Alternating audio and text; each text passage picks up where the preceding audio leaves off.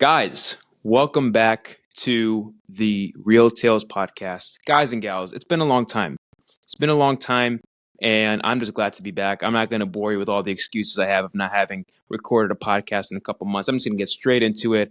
I'm feeling the energy right now. I miss this, guys. I really do miss this. And I'm just here to talk about a couple things. Um, Specifically, what I really want to talk about is just some pieces of advice that I wish that I had when I was first getting started in the business. And before I get into the nitty gritty, I just want to preface this. I am not a guru by any means, right? I'm not here to sell a course. I'm not here to have you buy into a program or a specific type of training, even if it's for free. I don't have anything like that right now, right? Nothing against that. But honestly, I'm just coming to you, all of you, as just a big brother. Think of it as someone who's been doing this business for 5 years now, since I was 18 up till now. I'm 23 years old. And this is just some things that I have gathered along my 5-year journey that if I had just known these in my first year, I would be miles ahead of where I'm at now. I'm grateful to God for where I'm at right now today.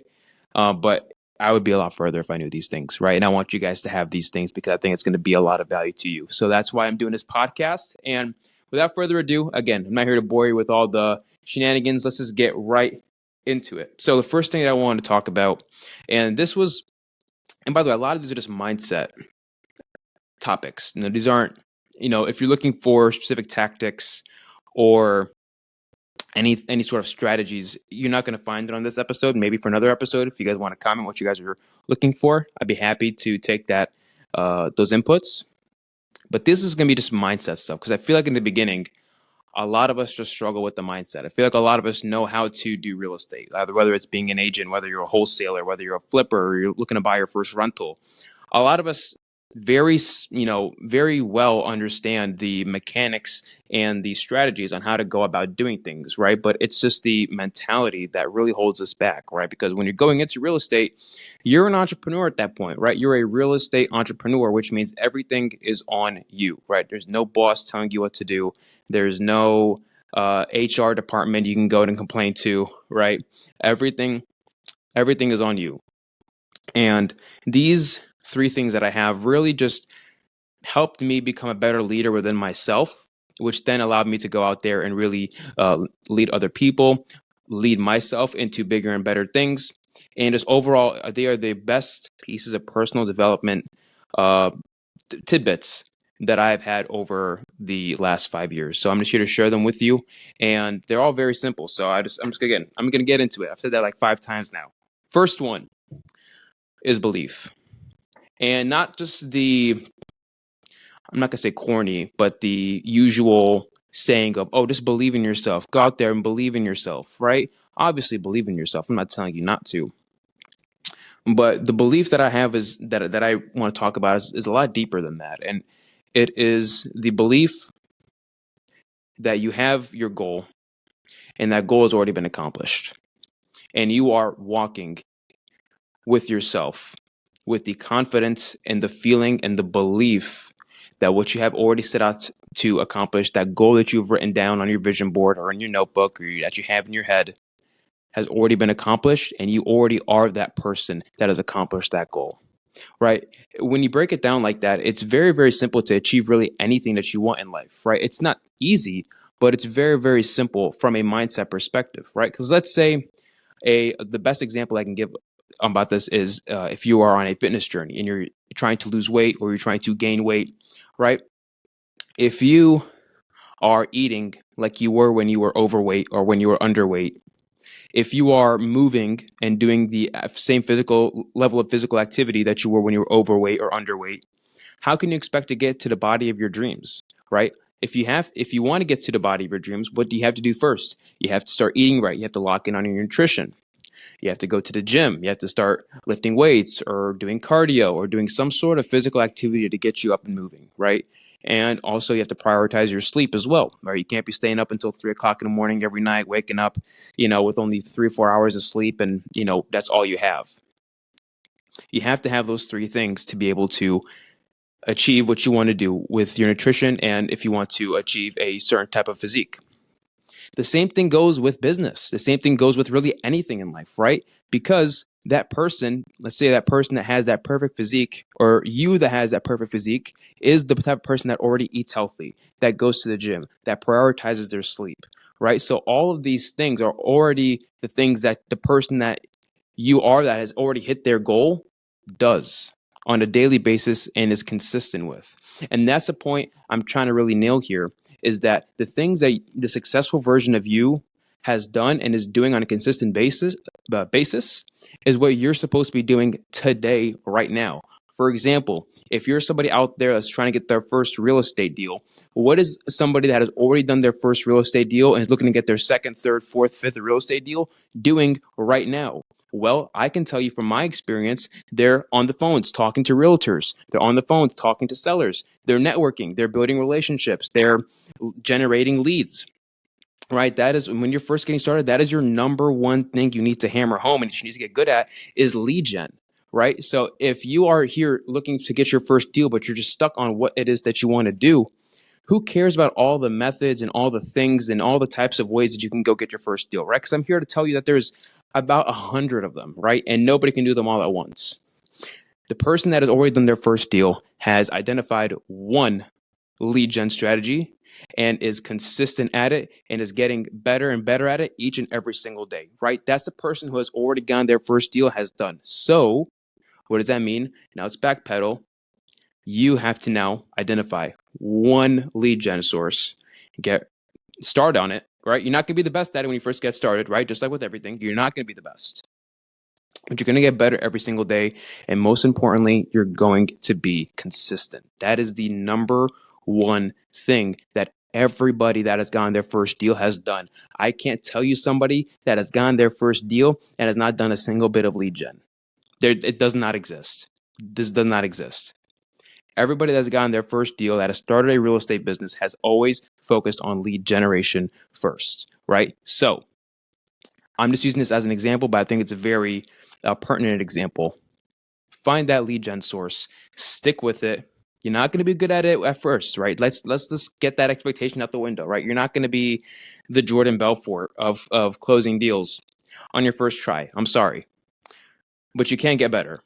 And that's what you want to focus on when you're on those first steps, is just getting better and sticking with that one thing, that one piece of lead gen, being consistent with it. Again, that's going to take you to your first deal and beyond, right? You can build $1 million business off just one lead gen source, right? You can do it. I've seen it happen. So going back and really fleshing out the point that I'm trying to make here is that the person that is already, the version of you, I want you to look at yourself. The version of you that has already succeeded in whatever goal that you're trying to accomplish has certain habits, has certain thought patterns, has certain beliefs. Write them down, journal, envision yourself as if you've already accomplished that which you're seeking out, and feel it, like really believe that you've done this already. And then write down, okay, what are my everyday actions? What am I doing every day to maintain this level of success in my life? And that, ladies and gentlemen, is going to be pretty much your roadmap. That's going to be the answer to pretty much 99% of your questions, right? It's all up in here, and you already have them. You just need to really visualize yourself as already having those goals and having achieved what it is that you have already are seeking out already, and just believing in the deepest heart of hearts that you already are that person, and you walk with that type of confidence and that type of just belief in yourself every single day. So that's number one, is belief. Number two is goals, right? So kind of on the same trajectory as where I'm going with belief. When it comes to your goals, guys, a lot of us have these long, like very big goals, right? I personally have very, big long-term goals that I want to hit. I'm sure you have the same thing, right? That's probably why we're watching each other right now. But it's very, very hard to create an action plan on a 10-year goal when you've just started, right? Because you don't have all the answers yet. You don't have all of the things built up ready for you to hit that $100 million goal, or that $1 million goal, or that $10 million goal, whatever it is that you're trying to accomplish, right? I'm just speaking in financial terms. So the answer to that is to just break it down year by year, month by month, day by day, and just having those small wins build up over time. That's what's going to help you. That's what's going to make you hit your goal. It's not going to help you. That's what's going to actually make you hit your goal, is having that those small goals every single week, every single month, that you're hitting consistently. And those consistent small wins over a year is going to be huge. Over 5 years is going to be ginormous. And if you have that 10-year goal, baby, you're going to hit that thing, right? But you just need to have those weekly and daily actions that you have that you need to stay by. For example, if you want to, let's say you want to, I'm talking from personal experience, a goal that I had when I was first getting momentum with myself is I wanted to get at least one contract every single week for my real estate business, right? So what was it that I had to do every single week to get one contract a week? Well, I understood and looked back at all the deals that I got in the past, all the calls I made, all the stuff that I was tracking, right? This stuff takes tracking, by the way, guys. You need to make sure you're measuring this stuff. How many leads do I need to get to get a deal? How many leads do I need to get to hit a deal? Okay, cool. How many calls do I need to get a lead? Right? Okay, let's just say, and I'm just speaking in rough numbers here. Let's just say you need 10 leads to get one deal under contract, right? And it takes 50 calls to get one lead, right? 500 calls equals one contract, right? So every single week, you need to make sure you're having 500 calls to get one contract, right? Whether you're on your dialer, whether you're hand dialing, whatever, 500 calls, right? Now, just some insider tips for me personally, it took 1 in every 16 leads for me, myself, doing the dials for me to get my first lead. If you are using VAs in your cold calling, it's probably around 50 to 75. So just budget for that. But that's how you break things down, right? Make sure you're tracking your progress and understand, okay, on a week to week, on a month to month basis, what do I need to do to be able to just hit this small goal? And this small goal compounded over 5 years is going to help me get to my 5-year target, right? Let's just say you have a 5-year target. That's what's going to help you get there. So taking that big vision and just holding yourself accountable to the small things is going to be huge, right? And if, let's just say you have, and I highly recommend this as well, guys, if you have a mentor or a coach that can help you stay accountable with these small goals, that's going to help you. That's going to take your whatever you're trying to hit and just put it on steroids, right? That was the number one thing that really helped me, right? Because at the beginning, I didn't really believe in mentorship. I thought you just go out there and get it on your own, right? And God, was I wrong, right? Mentors and coaches are an amazing investment. They're an amazing investment, right? As long as you pick the right ones and you vet them and they're the real deal, they are an amazing, amazing investment. So if you have somebody that has already gone to where you've gone before, and they can give you those coaching tips, and they can also help you keep accountable to those those mini goals that you have set out over the year, game over. Game over. You might as well already believe that belief in your head and those everyday goals, you're going to crush your dreams. All right. And the third and final thing that I have that I want to talk to you guys about, and this is really the glue that holds everything that I'm talking about together, right? Because we can sit with ourselves and have and envision and feel the belief of ourselves already achieving our goals, right? We can have and map out these small everyday accomplishments, every week accomplishments that we need to have in our business to win. But the glue of it, guys, and this is the third and final thing that I'm going to leave with, is your people and your environment that you surround yourself with, right? Because that belief that you have with yourself, those goals that you have for yourself, they can be pushed to the sidelines like this if you have the wrong people in your ear, if you have the wrong environment around you. I'm telling you guys, this is the silent killer of your dreams, is the people that you surround yourself with. If you're surrounding yourself with people that are small-minded, if you're surrounding yourself with people that do not support you, if you're surrounding yourself with people that are not feeding you with the energy, the words, the encouragement, the belief, the support that you need to hit your goals, I'm sorry, guys, but you're in the wrong environment, and it is not conducive to your goals. And time is only going to tell what's going to happen to you if you stay in that environment, right? And it could be It could be your closest friends. It could even be family. And I'm not saying you should go and abandon these important people in your life. I'm not saying that. But what I'm also trying to say is that your environment and the thoughts and the information that you download from your environment is a real thing, and it will play a huge role into if you succeed in your goals or not, period. So after you really figured out who it is that you want to be, after you figured out what it's going to take for you to get there, I want you to do an audit of your environment. See who the people that you're really who are feeding you information, people that you're downloading information from, people that you're just hanging out with. Who are they, right? Are they really supporting your goals? Are they really going to be there for you when times are tough? Are they really going to be there when you need someone to talk to about your goals? Are they really going to be there to give advice to you, or at least to support you, right? Because I'm not saying they have to be like your mentor, but what I'm trying to say is that some people are genuinely going to be negative towards your goals, right? Either they're going to be jealous, they're not going to believe in you, they're going to try and talk crap about you, they're going to try and say, "Oh, look at this guy, he's just a dreamer. He's just wanting to, or she's just wanting to, go after this big thing. They've never done this big thing in their life. What makes them think that they're worthy of getting after this?" Right? We've all heard this before, guys.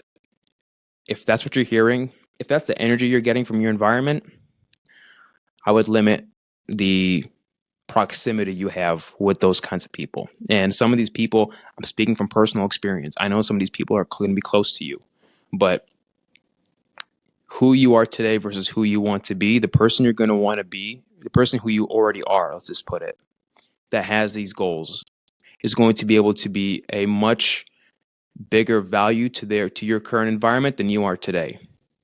So if you're just willing to sacrifice the time and put the focus into yourself, you're going to shine so much more for your people and the people that you hold close to you, in a way where they're going to understand eventually why it is that you had to take some time for yourself, and why you had to really work on yourself to get to where you wanted to go, right? So your people and your environment are crucial. Now, if you need help with finding places and just finding people that are like-minded like yourself, like let's say you're starting off on any sort of entrepreneurial journey and you want to find like-minded entrepreneurs, right? What's the steps to do that, right? Where can I go and find like-minded people? It's a question that gets asked all the time. Me personally, if you're in a real estate business, number one, you have your local RIAs, right? It's a great place, great place to find like-minded people and to really be in actual proximity to people that are doing what it is that you want to do. It's a great place. I highly recommend. You're skipping out if you're not going to your local meetups. Number two is local, or not, I say local Facebook groups, or just Facebook groups in general that are towards your niche. There are a bunch of them. So just literally go on Facebook, type in your niche, and you're going to find Facebook groups, and you can start connecting with like-minded people. So, just introduce yourself to that Facebook group. Say, "Hey, I'm so-and-so. I'm from here and there, and this is what I do. I'm just looking to connect. Let's be friends," right? You'll be surprised at the people that actually respond and will actually end up being very good and healthy relationships for you, for your path, for your journey. Also, and I mentioned this prior, but this also applies to this last tidbit as well, is your coaches and your mentors that you decide to bring on into your life. If you decide to invest money into a coach or to a mentor, a lot of these people have communities that you can tap into, and they will be a bunch of like-minded people just like yourself who have paid the ticket to learn at the level that you want to learn, right? So it's really the best. This is really the cream of the crop if you really want to find a perfect environment. This is really what I recommend as like your number one thing, is to find a good coach that has students and it also has a community of like-minded people that are learning from the same person and that are taking the same lessons and connecting with those people. That has really helped me a lot. I remember when I first did this, when I first invested, I believe it was $4,000 into my first mentorship, and that was pretty much almost all my money at the time. I invested into my first coaching program. And then from that coaching program, I met a bunch of like-minded people, and we had created our own little groups, and we were masterminding and brainstorming in our own, private ways and meeting up in person. And those lessons and those experiences that I had with those people, that we were all learning from the same source and we're all being held accountable by the same source, was really what helped me really elevate in my early journey, and to really like hold myself accountable to a certain standard. So that is the number one tip that I can give if you are looking for a place to find like-minded people. And with that being said, guys, that is it. I'll just go through the three things again that I had mentioned. Number one is belief, believing that what you are going towards is already yours. You already have it, and you have to feel it, and you have to walk like you got it, guys. You got to walk like you already have got what it is that you want to go get.